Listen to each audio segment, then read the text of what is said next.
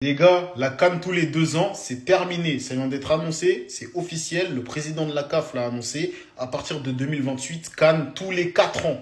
Et en parallèle, la CAF, comme sur le modèle européen et américain, la CAF va organiser une Ligue des Nations. Franchement, quand on voit cette décision, comment ne pas penser qu'au final, c'est un peu la FIFA qui tire un peu les ficelles et qui a eu au final ce qu'elle voulait. Parce qu'on le sait très bien, c'est une décision, qu'elle soit bonne ou mauvaise, de toute façon on le verra à l'avenir, mais on sait très bien que c'est une décision qui arrangera la FIFA, qui arrangera beaucoup de clubs, etc. Franchement, je sais pas ce que vous pensez de cette décision. En tout cas, c'est un énorme changement. Moi, pour l'instant, j'ai du mal à émettre un avis tranché. Parce que il peut y avoir des éléments pour ou contre des deux côtés. Ce qui est sûr, c'est que j'étais habitué à ma CAN tous les 2 ans et qu'on me l'enlève en vrai, j'aime pas. Bref, en tout cas, maintenant vous êtes prévenus. Surtout les pays qui ont 0 CAN là. Maintenant, quand vous allez rater une CAN, vous avez plus de 2 ans pour rêver, ça sera 4 ans. Énorme bombe dans le football africain. À partir de 2028, la Coupe d'Afrique des Nations aura lieu tous les 4 ans au lieu de tous les 2 ans. Et pendant ces 4 ans-là, on aura une nouvelle compétition, comme en Europe, on aura un format Ligue des Nations. Et c'est bel et bien officiel puisque c'est le président de la Confédération africaine de football, Patrick Motsepe, qui l'a annoncé aujourd'hui en conférence de presse. On aura la Coupe d'Afrique des Nations 2025 au Maroc, la Coupe d'Afrique des Nations 2027 qui aura lieu 2 ans après, donc au Kenya, Tanzanie et Ouganda. Et ensuite, ça sera tous les 4 ans. Et je trouve que c'est une défaite pour le football africain. Il y a des points positifs, des points négatifs. Je trouve qu'il y a beaucoup plus de points négatifs que positifs et surtout que les points positifs sont surtout pour les Européens, les clubs européens.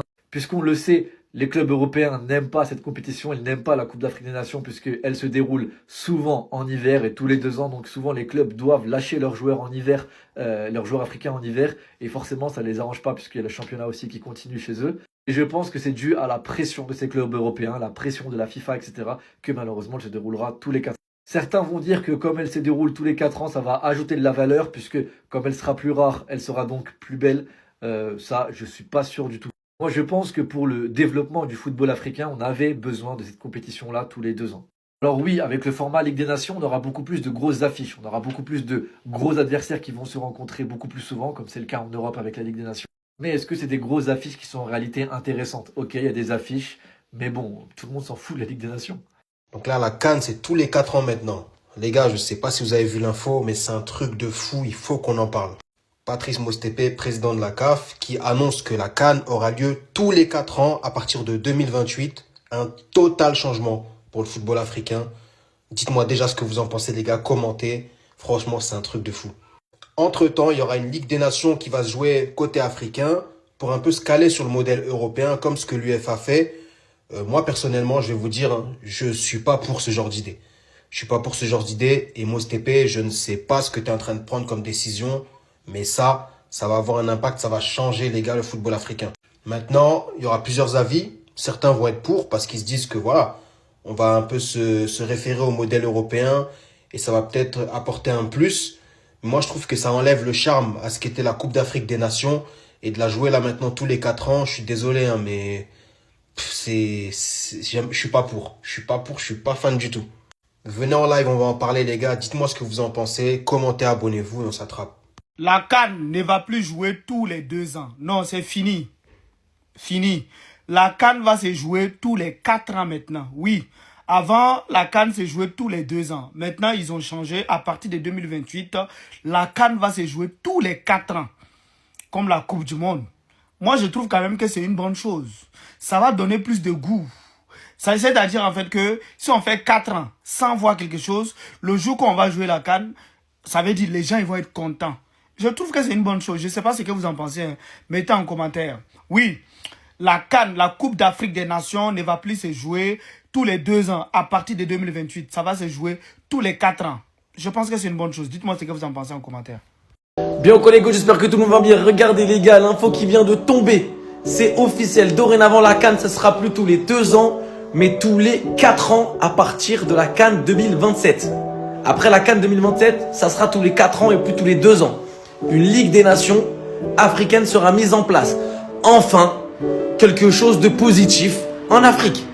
Pourquoi je dis ça? Parce que les gars, une CAN toutes les 2 ans, ça ne montre pas la valeur du trophée.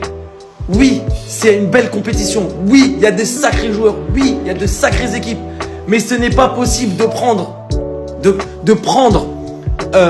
comment dire, en considération ce trophée avec la valeur qu'il mérite si tu le joues tous les 2 ans ou tous les 1 an et 6 mois.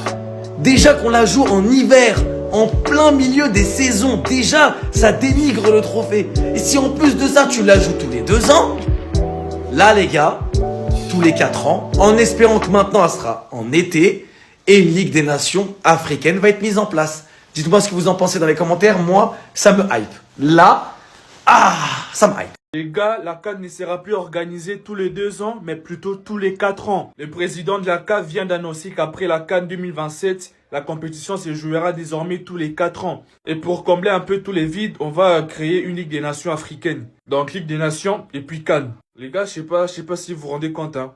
La CAN tous les 4 ans. Non, les gars, c'est la fin d'une ère, les gars. C'est vraiment la fin d'une ère. En vrai, je sais pas si c'est une bonne idée, hein. Sincèrement, je sais pas si c'est une bonne idée. Mais les gars, je sais pas les gars. Franchement, c'est vraiment un changement. Moi, je m'y attendais pas en vrai de vrai. Je m'y attendais pas. Nous, on est habitués de voir la CAN tous les 2 ans. Nous, on est habitués à voir ça. Mais les gars, tous les 4 ans maintenant. Après, c'est pas comme si on va rester 4 ans sans compétition, non. Il y aura la Ligue des Nations africaines. Mais je sais pas si ça aura la même ampleur que la CAN. Parce que la CAN, les gars, c'est unique, la CAN. La CAN, c'est unique. La CAN, c'est waouh. 4 ans sans la CAN, les gars, je vous jure, c'est une dinguerie. Déjà, une année après la CAN, les gars, on s'en remet pas. Déjà, la Côte d'Ivoire, la CAN en Côte d'Ivoire, une année après, on s'en remettait pas. On voulait revivre la CAN. Mais imaginez tous les 4 ans. Je sais pas si c'est une bonne idée, mais les gars, c'est une dinguerie, les gars. La CAN tous les 4 ans, les gars, c'est vraiment une dinguerie.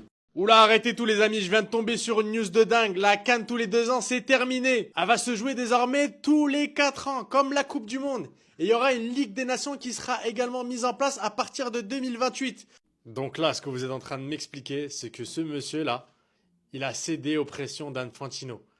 À partir de 2027, la CAN se jouera tous les 4 ans. Est-ce que vous vous rendez compte?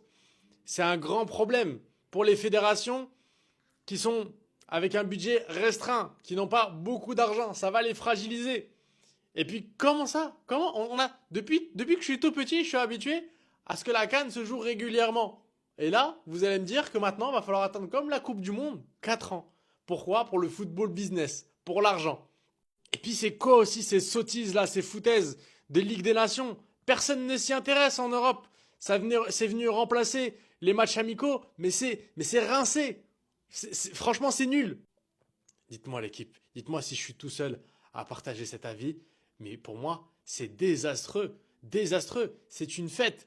La CAN, c'est pas une compétition comme la Coupe du Monde, c'est comme la Ligue des Champions, il y a ça chaque saison. Pour moi, la CAN, c'est la même chose. Limite, s'il y avait la CAN chaque année, ce serait normal. Non, là, franchement, ça tombe vraiment très très mal de nous annoncer ce genre de choses. Profitez de cette CAN au Maroc. Parce qu'après, on va devoir attendre, on va devoir patienter de plus en plus. Le football est en train de changer.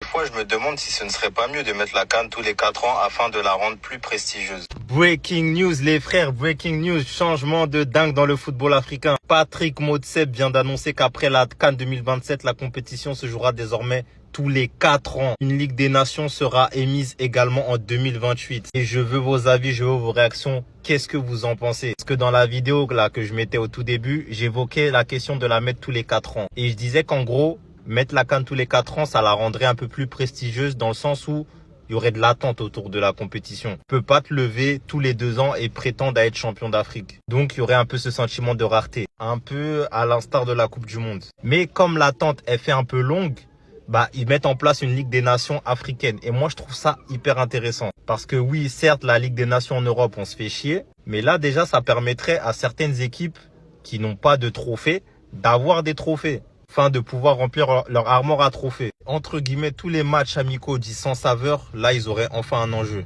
Après, personnellement, je trouve que 4 ans, ça fait long parce que la CAN, quand même, c'est le divertissement, c'est la compétition qu'on préfère le plus. En tant qu'Africain, je parle. Mais après, il faut juste voir le niveau de la Ligue des Nations africaines, voir ce que ça donne. En tout cas, dis-moi ce que t'en penses en commentaire de cette réforme et abonne-toi. La vie des Antillamal, elle est tellement dure et tellement ridicule que certains se référencent même aux paroles d'un enfant de 7 piges. Les gars, je suis sérieux, d'un enfant de 7 piges. Baladez-vous sur Twitter, allez dans les commentaires, vous allez voir par vous-même. Lamine Yamal, je ne sais pas ce qui ne va pas chez lui, il a 18 ans et se prend pour Messi. Et dans les commentaires, ça nous sort la vérité sort de la bouche des enfants, blablabla, même lui il le voit. Mais les gars, la déclaration entière c'est « Le Barça ne m'a pas retenu dans son équipe, quand je serai grand, ils m'expliqueront. » Puis ensuite il parle du truc de Messi. Mais bon, la première partie, tous les médias foot vont faire les aveugles. Pourquoi? Parce qu'ils doivent faire des clics, créer de l'interaction et des embrouilles bêtes dans les commentaires. Mais les haters de Lamine Yamal, vous êtes tombés tellement bas que vous vous référencez même aux paroles d'un petit 7 piges. Un petit 7 piges, tu peux lui montrer tout et n'importe quoi, il va y croire. Sachant qu'on parle d'un joueur qui, pour ceux qui suivent l'actualité Barça, à chaque fois qu'on le compare à Messi, il refuse. Messi a marqué des milliers de buts comme celui-ci, donc je ne peux pas me comparer à lui. J'essaye simplement de progresser et de tracer mon propre chemin. Et j'espère marquer encore plus de buts de ce calibre. Et c'est pas la première fois qu'il fait ce genre de déclaration. Non, il y en a certains, vous êtes tombés beaucoup trop bas. Sinon vous les gars, vous en pensez quoi? Ramenez-vous sur ta personne sans nul. Le FC Barcelone venait de mettre 8-0 à Almeria. Ronaldo en conférence de presse. On verra à nous s'ils vont nous en mettre 8. On verra au Camp Nou. Le reste appartient à l'histoire. Regardez bien. Le match va se jouer. Classico Real Barça au Camp Nou. 1-0. But de Xavi. Ça continue. 2-0. Messi pour David Villa. 3-0. Encore une fois Messi qui va dribbler, passe décisive, David Villa, 4-0. Et le dernier but pour achever le Real Madrid, passe décisive, 5-0 au Camp Nou. Humiliation totale. Regardez la sortie de Messi, légendaire. Avec la tête de Casillas et surtout la tête de Cristiano Ronaldo. Les gars, ce jour-là, c'était une humiliation totale. Le score, c'est une humiliation. Le Barça, à cette époque-là, c'était une machine. Non mais les gars, qu'est-ce qui se passe au Real Madrid? Regardez sur le deuxième but les gars de l'équipe adverse. Vinicius et Hendrik qui rigolent. Arda Güler, Mastantuono. Et regardez la réaction de Mastantuono. Regardez. C'est pas possible. Les gars, ils se sont tous mis à dos pour pouvoir virer Xabi. Non mais là, je peux pas croire. Comment tu me dis que c'est l'effectif du Real Madrid? Non les gars, déjà je suis mort de rire par la tarte à Arda Güler il nous a fait. Mais Mastantuono, qu'est-ce qui se passe? C'est quoi ce regard désespéré? Jurez-moi qu'il n'y a pas un coup monté les gars pour la destitution de Xabi Alonso. Moi j'y crois pas. Parce que comment vous pouvez me regarder droit dans les yeux les gars et me dire que Vinicius, Hendrik, Arda Güler, Franco Mastantuono, presque tous les titulaires les gars de cette journée-là, ils se sont mis à dos de l'entraîneur. Genre ils étaient en train de faire des messes basses, t'as vu? Ça rigolait à gorge ouverte alors que l'équipe adverse les gars à la 91e elle avait marqué un but. L'entraîneur il était en PLS et eux ils vivent leur meilleure vie et la réaction de Mastantuono les gars qui est très très bizarre. Regardez son regard, qu'est-ce que ça veut dire? Qu'est-ce que Xabi les gars il leur fait? Antifique là c'était suspension de match les gars pendant une semaine. C'est moi qui le dis, vous que vous m'aimez pas, vous dites que je suis un hater de Mbappé. Là c'est Rossellou. Rossellou qu'est-ce qu'il dit? Le numéro 9 classique se perd aujourd'hui. Oui, et pourtant il est important. Pendant un temps le faux 9 était à la mode et moi j'étais contre ce type de joueur. Pour moi c'est essentiel d'avoir un joueur comme ça, capable de débloquer des matchs, de fixer les défenseurs. Je me souviens du nombre de buts que Bellingham a marqué au Real Madrid parce que je fixais les centraux pour lui. Je me souviens du nombre de buts que Bellingham a marqué au Real Madrid parce que je fixais les centraux pour lui. On en parlait beaucoup. Il a très bien su exploiter ses espaces. Aujourd'hui, il lui manque un joueur de ce profil. Maintenant, c'est Rossellou. Rossellou, c'est un haters. Et tous les fans du Real Madrid osaient critiquer ce mec. On sait l'importance qu'il a eu lors de notre dernière victoire en Ligue des Champions. Quand on vous dit les choses, vous pensez qu'on est des haters. Nous ne sommes pas des haters. Nous disons juste que Mbappé doit aller sur un putain de côté. Qu'est-ce que vous comprenez pas? Vous êtes là, vous nous fatiguez à mettre un joueur à un poste où il marque. Certes, même Mbappé, tu le mets même milieu de terrain, il va te marquer des buts. Arrêtez de croire que c'est parce qu'il joue en 9 qu'il marque. Mbappé, il peut jouer partout, il marque. Mais c'est juste qu'un numéro 9, il se comporte pas comme un numéro 9 et il pénalise son équipe dans l'animation offensive. C'est tout. On dit pas qu'il est responsable de notre milieu de terrain. On dit pas qu'il est responsable de notre défense. On dit juste qu'offensivement, si tu le mets à un autre poste où il va continuer de marquer de la même manière, il va régler certains problèmes. Qu'est-ce que vous comprenez pas dans ça? Ça fait de nous des haters. Là, c'est Rossellou, il a dit. Donc Rossellou, c'est un haters. Mais qu'est-ce que je viens de voir là? Non les gars, dites-moi que c'est une blague, dites-moi que c'est une caméra cachée. Quoi? Regardez.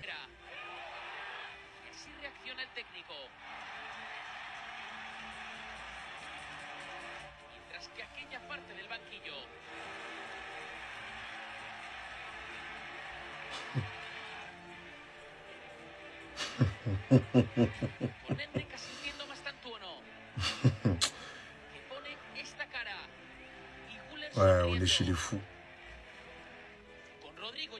On est chez les fous, les gars. C'est officiel. Pour ceux qui n'ont pas compris la vidéo, ce que vous venez de voir, c'est la réaction des joueurs quand Talavera, l'équipe de Détroit qu'on a joué en Coupe du Roi, a marqué son deuxième but. Des joueurs qui se moquent du coach, qui rigolent de la situation. Dans la vidéo, on voit bien Mastantuono, Arda Güler, Hendrick. Mais c'est pas sur eux je vais taper, parce que eux on peut dire, ah vas-y c'est les petits. Mais toi Vinicius, tu me déçois énormément. C'est quel exemple tu donnes aux petits? C'est quoi ça? À l'heure actuelle, t'es censé être le cadre, l'un des cadres du Real Madrid. Normalement, dans ce genre de situation, c'est à toi d'embrouiller les petits. En leur disant, pourquoi vous rigolez? On est au Real Madrid ici. Mais non, c'est tout le contraire. Tu crois vraiment si toi, t'aurais fait ça à côté de Benzema ou Modric, ils t'auraient rien dit? Toi-même, tu sais, de toute façon, ils allaient tellement t'étrangler. Et c'est là où je suis vraiment déçu parce que t'as grandi autour de ça. T'as appris c'est quoi le Real Madrid. Et aujourd'hui, tout s'est envolé. Il a fini par me faire de la peine, Xabi. Parce qu'avec ce genre de choses, on voit clairement qu'il a perdu son vestiaire. Plus personne le respecte. Qu'est-ce qu'on est devenu? C'est le duo madrilène, on donne la voix, venez suivre. Xabi Alonso, avant il souriait comme ça. Miskin, maintenant sur le bord du Real, il tire cette tronche. Xabi Alonso, en ce moment, il est sur un banc brûlant. Son cul, il brûle. Il travaille avec une pression inimaginable. Et est-ce que Madrid va nous offrir ce divertissement pour Noël? La dernière étoile de 2025, franchement, ça pourrait être délicieux. Du côté de VisiFoot, on nous explique que Madrid, c'est pas fiable à 100%, que Séville ont quand même leur chance. Voici comment s'y rendre. L'IA analyse leur dernier match et sort des scénarios en utilisant les statistiques des deux équipes, leur forme, leur confrontation directe, avec leurs forces et leurs faiblesses. Enfin bref, une analyse ultra poussée faite par l'IA. Madrid, c'est bientôt Noël, faut me faire un cadeau, non? Avec même les Brésiliens qui se moquent de Xabi Alonso quand il se fait remonter par une Détroit. S'il vous plaît, ce soir, faut nous divertir. Sinon, vous les gars, vous en pensez quoi? Ramenez-vous sur cette avancée, on s'ennuie. Il vend plus de maillots que Cristiano Ronaldo. Kylian Mbappé dépasse très largement CR7 au niveau de la vente des maillots. Il vend le double de l'année passée. Un employé du Real Madrid, c'est la folie. Il bat tous les records. 80% des gens au stade ont floqué Mbappé. Ça fait des décennies que je vais au stade et je n'ai jamais vu autant de maillots d'un même joueur. Je sais pas si on se rend compte. Moi, franchement, je m'attendais à ce que Mbappé explose au Real Madrid. Mais à ce niveau-là, ces statistiques-là et cette hype-là, les gars, regardez sur quoi je tombe ce matin. Au sein du Real Madrid, on considère Mbappé comme plus rassembleur et moins arrogant, capricieux et tyrannique que Ronaldo. CR7 pouvait parfois intimider ses partenaires. Mbappé est sur quasi les mêmes temps de passage que Ronaldo au Real. 72 buts sur ses 82 premiers matchs. CR7 c'était 75 buts sur ses 82 premiers matchs. Mbappé c'est un but toutes les 94 minutes. CR7 c'est un but toutes les 93 minutes. Bref les gars, moi il y a un truc, je suis pas très fan de comparer Mbappé à Cristiano Ronaldo. Ronaldo c'est quand même 5 ballons d'or les gars. C'est quand même une longévité de fou. C'est des records et des records et des records et des records. Mais il y a bien un truc qu'on doit admettre, c'est que le seul qui peut se rapprocher de CR7 au Real, et même dans le foot en général là, actuellement, c'est bien Kylian Mbappé.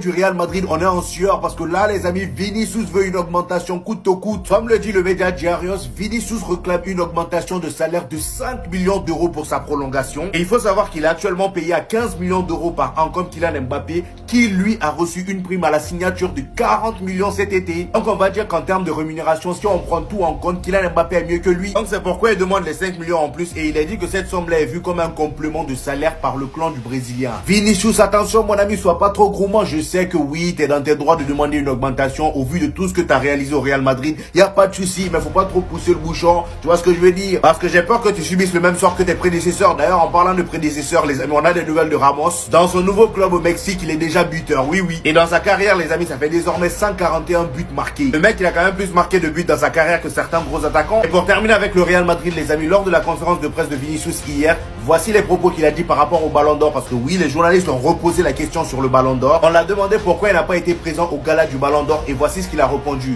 Le gala du Ballon d'Or, le club m'a demandé de ne pas y aller et rester à Madrid. J'ai fait ce qu'ils m'ont dit. Donc c'était clairement un choix de Florentino Pérez et c'est compréhensible.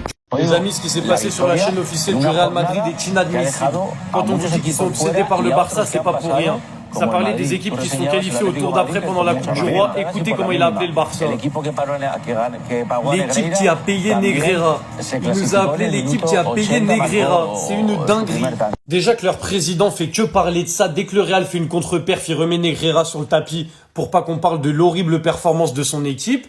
Là maintenant, jusqu'à sur la chaîne, quand ça fait des débats, ça dit même plus le nom du Barça, en mode on est Voldemort. Ça dit l'équipe qui a payé Negreira. Mais je sais même pas si on se rend compte du surnom qu'ils nous ont donné, comment c'est une folie. Pour rappel, il y a moins d'un an, le Real contre le Barça, c'est ça, pas carton rouge. C'est ça, pas penalty. C'est également ça, pas penalty. Mais c'est aussi ça, toujours pas penalty. Donc au bout d'un moment, on veut bien vous nous bassiner avec l'affaire Negreira parce que c'est votre seul argument quand on vous dit que vous volez les matchs. Ok, de toute façon bientôt on sera innocenté, j'en suis persuadé, et là vous aurez plus d'arguments. Mais de là à ce que ce mec-là, dès que votre équipe elle perd, il parle de l'affaire Negreira ou jusqu'à en plateau télé sur Real Madrid TV, ça appelle le Barça, le FC Negreira, enfin ça dit l'équipe qui paye Negreira. Mais en fait, sortez le Barça de votre tête un peu. Les Madrilènes, sortez le Barça de votre tête, ça en devient maladif, ça en devient vraiment maladif. Jude Bellingham, même avec 1 an et demi de recul, je suis désolé, pour moi le Ballon d'Or 2024, ça devait être Jude Bellingham. Mais vous savez ce qui lui est arrivé? La même chose qu'à Rafinha. À la différence que Ousmane Dembélé n'a pas volé son Ballon d'Or, elle le mérite largement. Mais en 2024, les supporters du Real Madrid ont propagandé Vinicius, alors que pour moi, et dans une logique sportive de manière générale, Bellingham le méritait bien plus. Et c'est pour ça qu'à l'arrivée Rodri, avec la répartition des voix, etc., parce qu'il y avait Carvajal, il y avait Kroos, etc., bah il récupère le Ballon d'Or. Je vais pas réinventer l'histoire. Vinicius fait une excellente saison, il n'y a pas de débat sur ça. Mais elle n'est pas celle d'un Ballon d'Or. Pour moi, elle aurait pu être 2e, 3e, ça aurait été totalement ok, mais pas une saison Ballon d'Or. Et c'est comme cette année, Lamine Yamal. Alors c'est pas que Lamine Yamal fait une moins bonne saison ou pas, c'est juste que Lamine Yamal, il fait une saison Ballon d'Or sur 2 mois. Et de la même manière, ça ne suffit pas pour t'octroyer un Ballon d'Or. C'est pour ça que Rafinha aurait dû l'avoir. Bellingham, c'est pareil. Rappelez-vous, l'année dernière, je suis retourné voir, c'est 19 buts. Il a plus de buts en étant milieu de terrain que Vinicius, par exemple. Jude Bellingham, c'est lui qui met les buts dans des moments décisifs. Jude Bellingham, c'est également lui qui, avec l'Angleterre, aide le pays à aller en finale. Alors il fait pas des matchs de foot, etc. à l'Euro, on va pas réécrire l'histoire non plus, mais quand même, rappelez-vous de sa retournée, par exemple. Après, c'était il y a 1 an et demi, j'ai plus exactement les arguments en tête, j'ai pas non plus une mémoire de Einstein, hein, mais ce mec-là s'est quand même fait voler cette saison-là. Après, j'ai pas mytho, hein. J'étais très content que ce mec-là prenne un Ballon d'Or, je vais pas vous mentir, parce que en vrai, il l'aurait mérité la saison encore d'avant, en 2023, et de toute façon, pour moi, il aurait pu être quand même 2e ou 3e sans problème. C'est pas le vol du siècle que certains Madrilènes ont voulu nous faire croire, par exemple. Et là, je viens de tomber sur une statistique, c'est honteux. C'est la honte. C'est la honte. Et ça prouve encore une fois que CR7, il était tout seul dans cette équipe. Une statistique complètement folle de CR7 en Serie A. Cristiano Ronaldo est toujours le dernier joueur à avoir inscrit un triplé en Serie A avec la Juventus. Et pourtant, il a quitté le club en 2021. Donc là, tu m'expliques que 2021, il a mis un triplé. 2022, sur toute l'année, il n'y a personne qui a mis un triplé. 2023, personne n'a mis un triplé. 2024, personne n'a mis un triplé. On arrive en 2026, 2025, personne n'a mis un triplé. Et je vais quand même rappeler au passage que tous les buts en Ligue des Champions, que ce soit contre l'Ajax, contre l'Olympique Lyonnais, contre qui vous voulez, c'était lui qui les mettait dans ce club. Mais il y en a, ils osent dire que CR7 à la Juve, c'est un flop. Les attaquants de la Juventus, vous faites quoi là? Non mais franchement, vous faites quoi? Pendant 4 ans, il n'y a pas eu un triplé dans le club. Je crois qu'ils ont battu un record, la Juventus, les gars. Ma parole, que même en Ligue 2, je crois, dans tous les clubs, il y a eu au moins un triplé. Les gars, le mec, il est resté 2 ou 3 ans à la Juventus, je m'en rappelle plus. Il est déjà dans des records, dans des classements, alors qu'il y a des mecs qui sont restés 18 ans dans le club. Il a banalisé les chiffres. Alors imagine s'il serait resté 8 ans, 10 ans là-bas. Expliquer que Kylian Mbappé, à l'instar d'un Messi ou d'un Ronaldo de cette génération, est beaucoup trop fort pour le football d'aujourd'hui. Je vais m'expliquer. Je vais m'expliquer, s'il vous plaît, on coupe pas. Je vais m'expliquer. Parce que je pense que Kylian, si tu aurais mis des joueurs que Messi avait à ses côtés ou qu'un Cristiano avait à ses côtés, il t'aurait donné pratiquement la même chose. Pour de vrai, la vidéo de Parlons Bien est incroyable, ok? Allez la voir. Il a fait un collage sur ça. Mais moi, je refais un collage dessus parce qu'il y a des choses à dire. Il y a des choses je dois vraiment clarifier. C'est un combat que j'ai depuis longtemps. Mais on dirait que les gens veulent pas comprendre. Les gars, soyez sérieux 2 minutes. Le football, ça se regarde avec les yeux. Ça se regarde pas sur Twitter. Ça se regarde pas sur OneFootball, sur Flashcore. Et c'est pas avec ce genre de statistiques. Oh, Mbappé atteint les 70 buts le plus rapidement possible de l'histoire depuis Cristiano. C'est pas avec ce genre de stats que vous allez nous bluffer et nous faire croire que ce gars-là, avec les mêmes joueurs, entre guillemets, il aurait eu la même carrière, ça aurait été plus fort. Non. Quand Cristiano marquait, il y avait des gens autour de lui qui avaient des 10 buts, 15 buts. Tout le monde croquait. Ronaldo n'est pas du tout l'égoïste que TikTok pense. Celui-là est un égoïste. Ce joueur-là tue ses équipes. Il tue le collectif à chaque fois. À chaque fois, bref. Est-ce que vous réalisez que vous dites que ce mec peut s'asseoir à la table de Messi CR7, il a pas d'LDC, pas de ballon d'or, une fois dans le top 3 du ballon d'or? Non, c'est pas dans la discussion. Ça, c'est un autre niveau. Tu sais que je peux te citer 10 joueurs au-dessus d'Mbappé, all time, qui ont des meilleurs accomplissements que lui, qui ont marqué plus leur club que lui. Et vous voyez l'argument des ouais, il marque 60 buts chaque saison et tout. Déjà de 1, toutes les saisons au Paris Saint-Germain, moi personnellement je les ai oubliées et je suis pas le seul. Je les ai tous oubliés. Franchement, ils m'ont pas marqué, il n'y a pas rien gagné. Oui, il marquait 60 buts, mais bref, plus rien. L'année passée, il marque, ok, je sais pas combien de buts, saison blanche. Donc oui, quand je dis que Mbappé est le problème, quand on dit que Mbappé est le problème, c'est la vérité. C'est pas parce qu'il marque 60 buts que c'est pas un problème. Le foot, c'est un sport d'équipe. Un sport d'équipe, tu dois marquer, mais faire marquer ton équipe pour amener à gagner des trophées. Maintenant, si toi, tu marques 60 buts, ton équipe fait rien, les joueurs autour de toi sont nuls, à quoi ça sert? Frérot, change de sport. À quoi ça sert? Et s'il vous plaît, arrêtez de dire qu'il joue avec des bras cassés, frère. Il joue avec Di Maria, Messi, Neymar. Wesh, attends les gars, il joue avec Chouameni, il joue avec Kamavinga, il joue avec les meilleurs joueurs au monde, Arda Güler, Jude Bellingham. Qui se veut le plus? Y a pas d'excuses là. Nico Schlotterbeck, ce mec est bel et bien l'un des meilleurs défenseurs centraux du monde. Et aujourd'hui, encore une fois, il a prouvé. Et moi, Dortmund, j'ai une chose à vous proposer. Parce que ce gars, je le veux à Chelsea. On a besoin d'un top défenseur central. Ça fait longtemps qu'on a besoin de ce patron derrière. Que les dirigeants, ils veulent pas. Ils préfèrent claquer des 60 millions sur Gittens. Hein, on vous donne des sous. Donc, on va s'arranger. Parce que déjà, on vous a prêté Anselmino. Il est fort. Bon, là, il est blessé. Et quand il est là, il est performant. Et il y a une différence quand Anselmino est là et quand il est pas là. Donc déjà, on vous le laisse. Et en plus, alors déjà, c'est vrai qu'aussi, on vous a payé Gittens, je sais pas combien. Donc, ça compte aussi dans la balance. Et si vous voulez, on peut vous envoyer Badiachil, Disasi, on peut même vous envoyer d'autres joueurs. Un Tyrick George, c'est très bien. À Dortmund, qui va s'épanouir. Et nous, juste, on vous demande Schlotterbeck. Voilà. Je pense que c'est un bon compromis. Et en tout cas, ce mec doit poser ses pieds au bridge.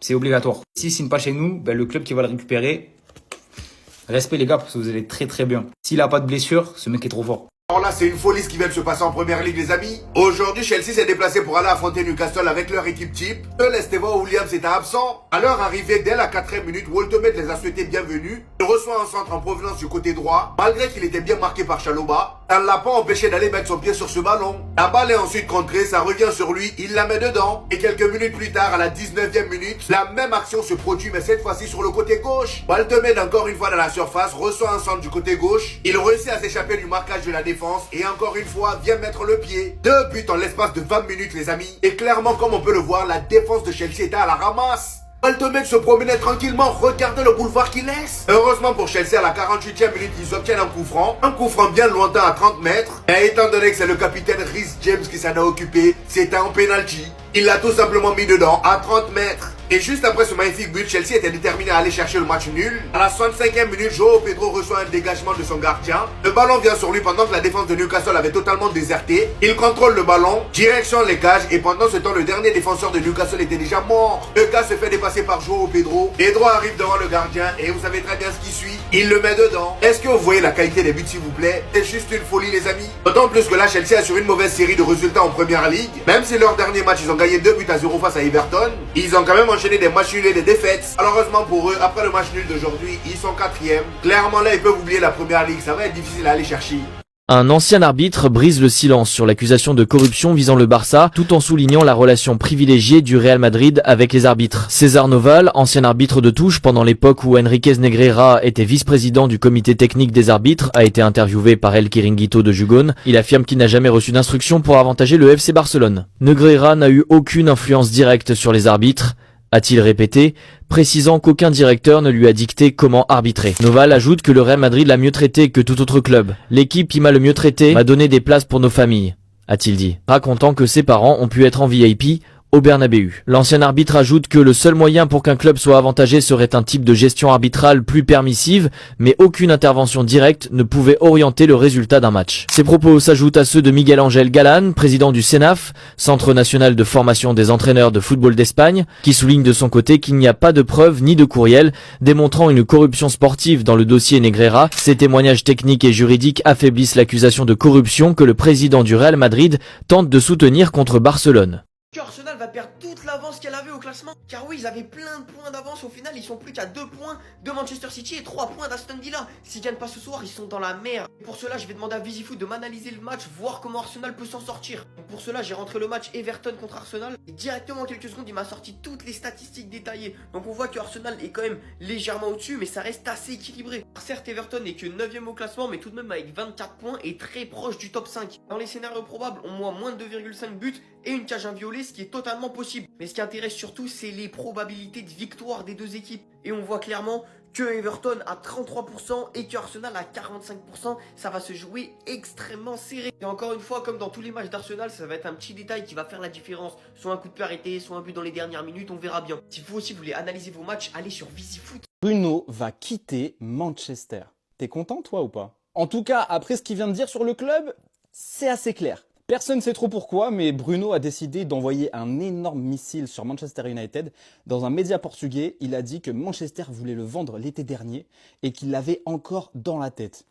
Autant dire qu'il l'a mauvaise parce que clairement pour sortir ça au mois de décembre, dans un contexte où tu es capitaine du club, quand même, si ça c'est pas faire un énorme appel de phare à d'autres clubs pour qu'ils viennent le chercher, je sais pas ce que c'est. Dans tous les cas, il y a des très grosses chances que ça se fasse parce que ce qu'on apprend aujourd'hui, c'est que Bruno a une clause qui lui permet de partir de Manchester United si jamais un club extérieur à la Première Ligue fait une offre de 56 millions d'euros. 56 millions d'euros pour un des meilleurs milieux de terrain du monde, normalement, tu achètes. Et c'est là que le Bayern de Munich entre en scène, parce que le Bayern serait intéressé par Bruno Fernandes pour alimenter son milieu de terrain. Ça a été partiellement démenti, mais si ça se fait, moi je dis hagra, parce que Bruno en Bundesliga, pouf, les statistiques elles vont exploser les amis, je vous le dis.